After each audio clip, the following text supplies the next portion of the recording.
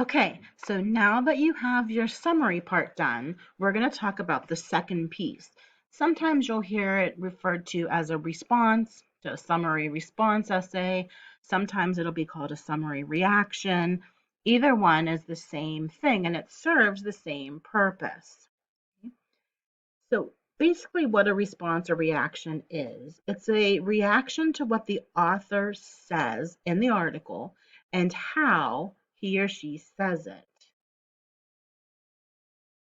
It's an analysis of what they did well and or what they did poorly in their article.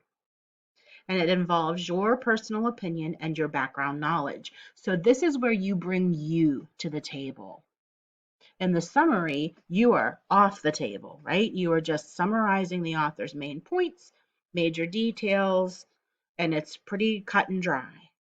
This is your response to those main points, to those details, to the organization of them, okay? Based on what you already know and what your beliefs are. Okay? Now that you're done with your summary, I want you to take a little bit of time and think about the following. What points from the text that the author makes do you agree with? And what points do you disagree with? And why? Is it something that you know to be true? Is it something you've experienced? Is it an information you learned from another class? What do you think the strengths and the weaknesses of the text are? How, if any, does the content of this apply to your own life? And what are your own biases? What are your own assumptions about the topic of the text? If you think about those, the actual organization and the writing of your response or reaction is pretty easy because you can discuss any of the following in your response or reaction, and you can address them in a positive way or a negative way. You can talk about the effectiveness of how the author supported the thesis. Did he or she completely address all the components of it? Was it well organized and well thought out and well supported? Or the opposite?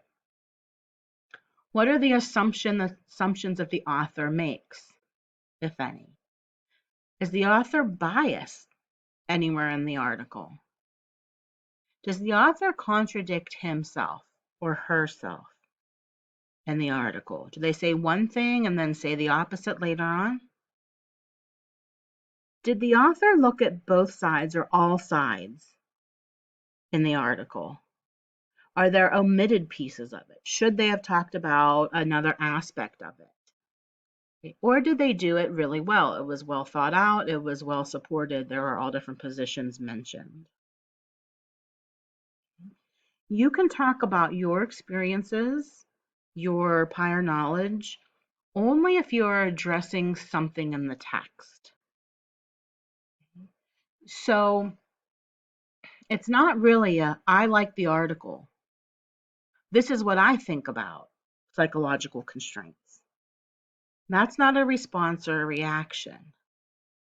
You can talk about what you think about it as long as you are discussing an aspect of the text. You can say something that the author has made you realize or rethink, or it reinforces your beliefs. And these are my beliefs, and this is what the author says that made me rethink it, or this is what the author says that confirms what I believe. Okay. Or, boy, this is a poorly written article because there is no support throughout. It's all just personal opinion. Or the author really did a great job because this is what I know about topic, and this is what the author said, and I know it to be true, so the author reinforced it. So you can talk about any of these, and you can talk about your prior knowledge and experience as long as it is in connection with something in the article. That's wide open, I know. An easy way to organize your response is to create something that looks like this outline. What is your critique number one? Is it positive or negative? Write it out. The author reinforced my beliefs on X.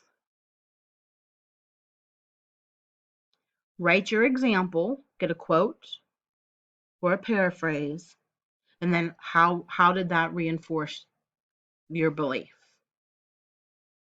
Okay. Maybe for the second one, although the author really left a gap in looking at this side of the argument or this position, and then an example from the text and your response.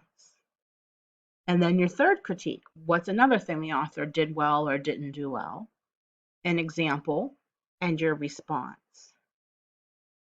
If you set up your outline for the response or reaction part like this, you can have 3 or 4 of them, then all you have to do is turn those into paragraphs.